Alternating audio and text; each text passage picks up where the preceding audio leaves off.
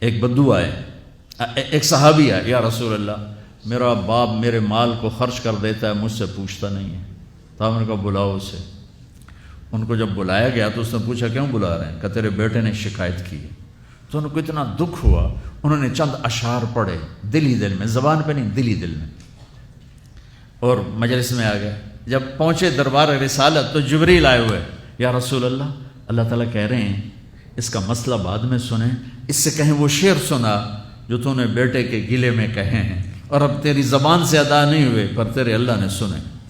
تو آپ نے اس سے فرمایا اچھا بھائی تیری گل تو میں بعد سنوں گا، تو پہلے وہ میں نے شعر سنا۔ انہوں نے کہا اشہد انک رسول اللہ، میں گواہی دیتا ہوں آپ اللہ کے رسول ہیں۔ یا رسول اللہ میں نے دکھ میں چند اشعار زبان سے نہیں دل ہی دل میں دہرائے تھے، اور آپ کے رب نے عرشوں پہ سنا، واقعی آپ کا رب بھی سچا اور آپ بھی سچے۔ آپ نے کہا کیا کہا تھا؟ غدوت مولودا ومنتق یافعا تعل بما اجنی علیک وتنہل واذا ذاقتک بالسقم لم ابت لسقمک الا ساہرا اتململ کأنی انا المتروک دونک بالذی ترکت به عینی وعینی تحمل تخاف الردى نفسی علیک وانها لتعلم ان الموت وقت مؤجل فلما بلغت السن والغایة التي الیها مدى ما فیک اؤمل جعلت جزائی غلظة وفظاظة كأنك انت المنعم المتفضل فإن لم تر حق ابوبتی فعلت كما الجار المجاور يفعل۔ میرے نبی کے ٹپ ٹپ آنسو۔ کہا میرے بیٹے جس دن تو پیدا ہوا ہم نے اس دن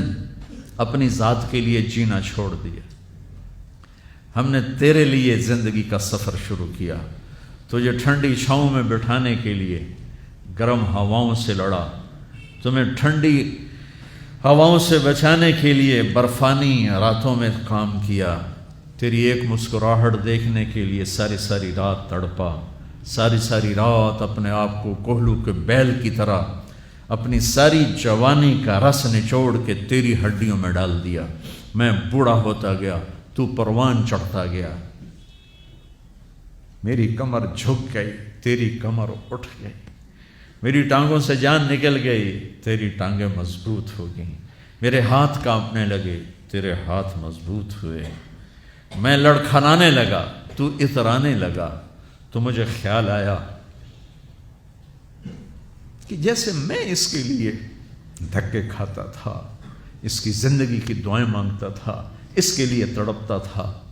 چلو آج میرا یہ سہارا بنے گا۔ لیکن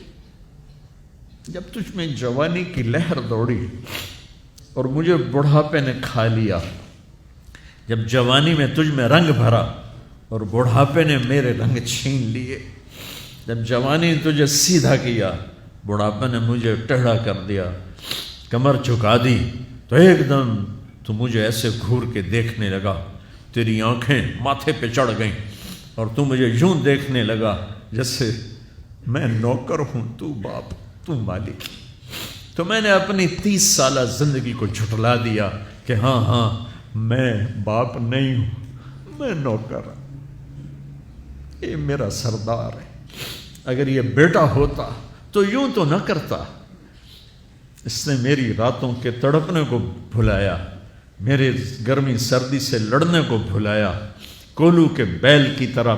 میرے چکر کاٹنے کو بھلایا، اپنی خوشیوں کو دفن کر دیا اپنے سینے میں، قبرستان بنا دیا اپنے سینے کو، اپنی خواہشات کا اور اپنی خوشیوں کا، اور آج تو مجھ سے ایسے بات کرتا ہے جیسے میں نوکر ہوں اور تو میرا آقا ہے۔ اچھا میرے بیٹے میں نوکر سہی، تو سب، پر میں تیرا پڑوسی، تو بندہ پڑوسی سے پوچھ ہی لیتا ہے کیا حال ہے، کوئی ضرورت تو نہیں، اتنا ہی پوچھ لیتے۔ دیکھو میں آج رو رہا ہوں، یہ بڑے دردناک اشعار ہیں، میری اردو میں اتنی وسعت نہیں ہے کہ میں ان اشعار کا درد سمجھ سکوں اردو کے الفاظ میں، لیکن اتنا بتاتا ہوں کہ میرے نبی روتے روتے ہچکی لگ گئی، اتنا روئے، اور آپ نے اس بچے کے گریبان کو یہاں سے پکڑ کر دفع ہو جا، میری نظروں سے دور ہو جا، انت و مالک لابیک، تیرا سب کچھ تیرے باپ کا ہے، یہی باپ آج تمہارے ہاتھوں ذلیل ہو رہے ہیں۔